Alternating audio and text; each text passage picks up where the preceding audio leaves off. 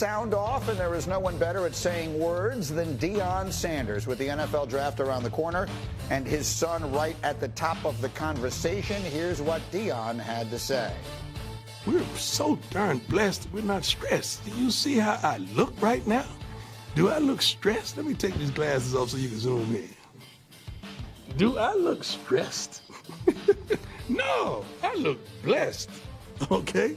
So, you know, I don't know what they expect from my kids. They daddy's sons, man. Please. We're used to adversity. We're used to ignorance and adolescence. We're used to that. So if anybody could handle it, I think they can. And I'm a proud father, not for the stuff that you know about. I'm proud for the stuff that you don't know about that they've gotten through. I am. I wish you all could have seen the three of these guys enraptured as he was speaking there and laughing, but I think respectful laughter. What are that's your old teammate, Deion. Yeah, man. What are you hearing from him right there? Look, his sons, and Shedeur in particular, because that's who we're talking about most of the time, clearly. Is uniquely equipped to handle the kind of media firestorm that's going to surround him. And a lot of it is going to be directed at him simply because of what his last name is and how big and larger than life his father is. And a lot of it's just going to trickle down to him. But Deion's telling you, hey, look, you're wasting your time because he is uniquely qualified and he has been schooled to deal with the kind of nonsense that's going to come his way. One of the things that Deion will tell you when you go out there and you talk to him, just from a football standpoint, and ask him to describe the makeup of Shedeur, he will tell you that all his life, this young man has been wise and mature beyond his years, that he's someone who looks after other people, always on the lookout for other people, someone who, quite honestly, is a hell of a leader. Now, that doesn't mean he doesn't make mistakes. That doesn't mean that he's not going to continue to grow and become better in terms of lifting other people up. But he will tell you, he can handle any environment that he is going to go into. Because Deion has been in just about every environment imaginable, from the highest of highs to the lowest of lows. Everything hasn't always been great for Deion throughout his career, remember now.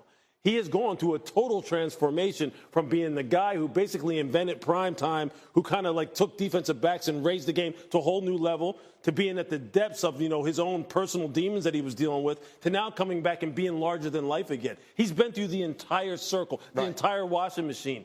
There's nothing his kids have not been talked to about. And once they hit the ground running and Shedeur hits the ground running, it's going to be off to the races for this young man. Look, I mean, having the last name of Sanders, I guess, adds another layer to the conversation. But the reality is when you're a top 2 or 3 pick in the NFL draft, there's an enormous amount of scrutiny in either way. To me, it feels like the questions about him that I don't think there's any question about Shedeur Sanders' mental makeup. I don't think there's any questions about his football IQ. There are personal biases, though, that people have, that the scouts have, general managers have, coaches have, owners, just against this family overall, because of how larger than life Deion is. Look, there just is. There's some people have an ability to separate the personal feelings from the professional job at hand, which is to evaluate a player and determine whether or not he fits your organization. Some people don't. Some people, the personal kind of creeps into it, because they just don't like his father. They don't like the bravado. They don't like the brashness. They don't like the way he talks, the way he dresses, the way he carries himself. Some people let that affect them to the point where it affects their ability to do the job, which is, can this guy help us win football games? That's what we're talking about with Shedeur Sanders. That's more fear than anything. Exactly. So look, so what winds up happening is when you don't like someone personally, you will wind up talking about some of the deficiencies that they may have from a pure quarterbacking standpoint to a degree that really is unwarranted. But there's a lot of criticism about he doesn't have the biggest arm. He's not a great athlete. He took too many sacks. And you're sitting there going, I don't see any issues with Shedeur Sanders' arm. And his athleticism is just fine. He can win from the pocket as well as anybody in the draft. There isn't that big of a gap between him and Cam Ward from an athletic standpoint. There just isn't. I think with some of this stuff is, you just made the point of when you're looking at the draft at this high up, the scrutiny comes. You can look at over the past few years. Last year, as it came down to it, Caleb Williams, he was too Hollywood. He had the penthouse. It was all these other things. C.J. Stroud was an S2 cognition test leading up to the draft that we were talking about him. So for Shedeur Sanders, you have the fact that you're potentially going to be a top 5 pick in the NFL draft, and you mix that with the fact of who your father is. Look, when we watch Deion Sanders, you said it, we're over there, we're smiling and laughing because he is just entertaining as hell. And you kind of want to be him when you sit there and you listen to him talk. Look at me, and he has, and we all feel that way on the inside, but everyone's not willing to say it, and that has been passed down to his sons. So Shedeur Sanders, all of the inabilities or anything you want to say about him, he's aware of them. He just doesn't care because he believes in himself that much. And if you're drafting a quarterback high up, you want that confidence because it's not all going to be easy. There's going to be adversity. So think about this when we're talking about Shedeur Sanders. Super confident, very articulate, can play the game at a high level. He has a father that's a black man that's going to stand up for his kids. A lot of people in this country, they fear that. So, you know, I was just going to say that. Look, for as many people as sit here like us and we're watching Deion talk and we're sitting there and we're kind of like just enamored with the confidence that he exudes. And like, he makes me want to run to him and be around him. And I'm going to be out there. Look, I love being around him because he just makes you feel good and confident about yourself. There's just as many people who are going to look at that clip and go. It makes them scared, too. Or just quite honestly, it turns them off. They'll sit there and go, I don't want somebody who's going to, like, be that bravado and have his glasses on. And look, there was other coaches that challenged him in his career so far at Colorado for the way in which he wants to present himself. You don't think that there are people now who are looking at his son and saying the same thing? Look, this is a business of people. And people have personal biases that sometimes they just can't set aside. And that is what is going to follow Shedeur Sanders. Well, that would be an enormously bad reason not to draft a player. You're right, it is. Especially because confidence is probably the single most important quality someone needs at the quarterback at that position. Yep. But some people are just going to look at it differently. They just are. And look, it's unfair and it's unfortunate. And Deion, what he is saying though is, trust me, we ain't letting it affect us and we're not going to change who we are.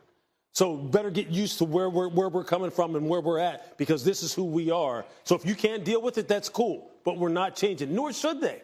And there's going to be a team that's going to draft him anyway, so it's not going to matter in the end. That's what I love about the draft because everything we're saying here this morning, there's a team sitting there and they're like, we don't feel any of those things about Shedeur Sanders. Exactly. Like, as soon as he falls to us, we're drafting him. That's right. The Giants could be sitting there saying, when he falls to us at 3, we're drafting and we're moving forward. We have all the confidence in the world. It maybe takes a certain coach. I think of a Brian Dable. He's not going to be afraid of a Shedeur Sanders and the confidence that he has. Put him out there on the field and let him go rock. And I think that's the thing with Shedeur Sanders. He was at Jackson State, a program that no one was talking about or heard of, and he helped build that team up that now we're showing them on Get Up in the Morning. He was at Colorado. He built that program up from 1-11, and now we're talking about him and his teammates on Get Up. So to me, that is a type of quarterback you want for these organizations like the Giants or the Browns, who for so long you've talked about where they are. He's used to that. Look, Deion Sanders at this moment is one of the biggest stars in the entire world of sports, and his son is going to be a top 5 pick in the NFL draft. So when he says he's blessed, I think he has every reason to feel that way. And when you say we all feel that way, that's the one place I disagree with you. I'm stressed.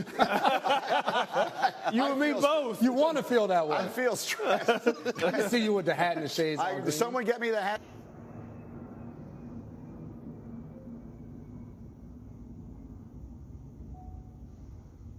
Xin chào tất cả mọi người đã quay trở lại với kênh của mình. Ngày hôm nay mình sẽ tiếp tục hướng dẫn các bạn làm vòng nha, tô tượng nha. Tượng hôm nay của mình sẽ có tiêu đề là đôi dép. Mọi người hôm nay vòng của tượng của mình sẽ là chiếc dép. Bây giờ mình bắt đầu tô nhá.